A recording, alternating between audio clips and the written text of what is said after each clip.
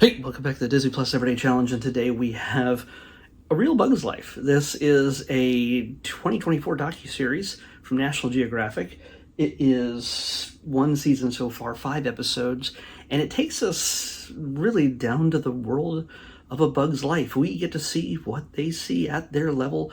There is some really fun I know there's a temptation to think all of it is digitally created, and there are some elements that are just digital effects, but a lot of this stuff is just super close-up macro photography, videography, however you want to call it. It is, you get to see this little tiny jumping spider about the size of a pea. You get to see him close up in every detail. If you are not a bug lover, if you do not appreciate seeing bugs up close, this is not for you. But I think for me, the main squeamish part of this is, understand, we see spiders, ants, cockroaches. She says cockroaches. By the way, Aquafina is the narrator for this series.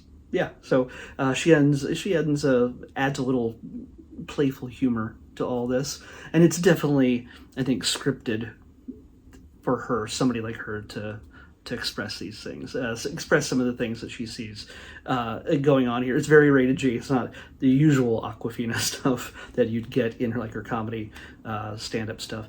But she takes us through, in this first episode. I only watched the first episode.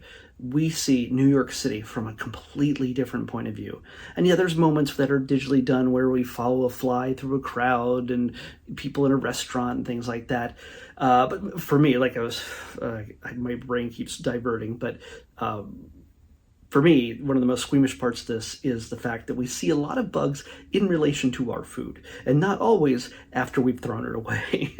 Obviously, when it comes to flies, yeah, where they land is where they eat, and what they eat is really anything tasty, no matter what. No matter what, let's just say, there's one sequence in this that shows a fly landing on some dog poop. There's even some pretty great edits, by the way. It's edited to be serious, but also some really funny bits in this. Speaking of the spider, speaking of the fly sequence, when we're about to see a dog taking a poop on the sidewalk, it doesn't show us that. It does show us the poop later on, or a semblance of poop, but it doesn't show us that. But it cuts to somebody squeezing out chocolate icing on top of the pastry or something, and yeah, it has the required effect. It's pretty gross. But then they show the fly dropping down on the poop, and then having a little buzz into the restaurant and having a seat and a quick meal on top of a cheeseburger. Yeah, that's going to be a little unsettling for some people. Barf time, basically. We see ants. We see ants and their queen just going about just building up, just grabbing whatever they can and cleaning up the streets until, their biggest rival, actual street cleaners, which some people may not believe actually exist in New York City, but they do. Just sweeps them all away. We see, especially this, we followed this little jumping spider mostly throughout this episode. They skip around to different bugs, but they keep jumping back to this jumping spider and its little quest to find food, find shelter, and find a place of safety. Nobody makes the spider talk. It's not one of those documentaries, it's just telling a little story about what it takes to survive, to be a spider in New York City.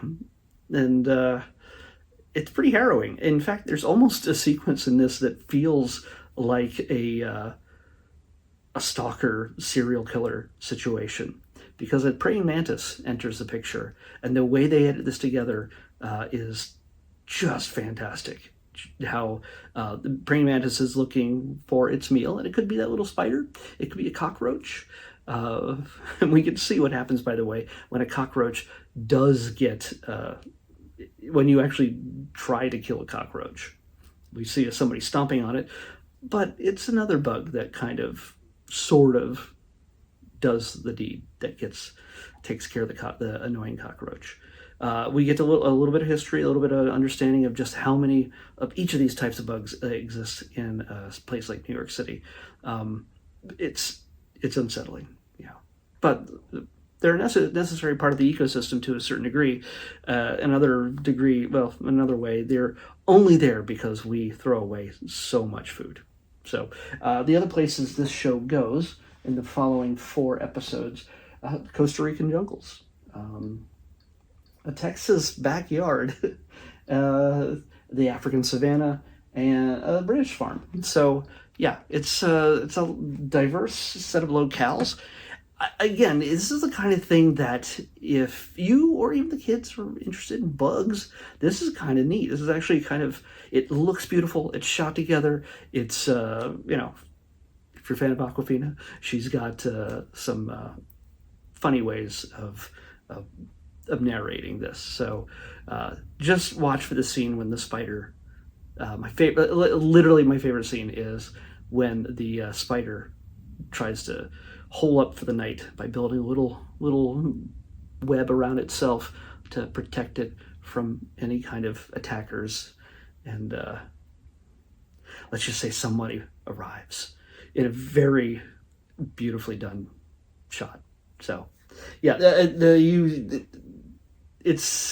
didn't expect to like this thing that as much as I did. I don't know if I'm going to watch the rest of it, but I know in New York City, and so it was kind of a neat piece of relevance to my world. I don't know so much about Costa Rican jungles. I know they're full of bugs. Yeah. In New York City, I know that's full of bugs, but different bugs. Like this one's probably in Costa Rica. Beautiful, but pretty strange. Each of the episodes, I don't know if I said this, but they're each about 30 minutes long, so it's not really that long of a watch. But yeah, I actually really recommend this. It's not often that I'm like, okay, I'm pleasantly surprised by a nature documentary. Usually they're pretty standard, by the book. But definitely check this out if you get a chance, if you like bugs of all kinds, and you'll get a kick out of it. Let's pick tomorrow's episode. 111.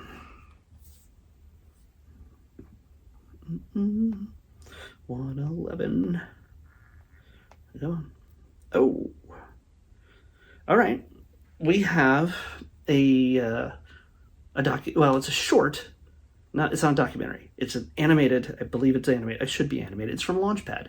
It's from the Pixar Launchpad series, and I'm not sure which one, what this one's about.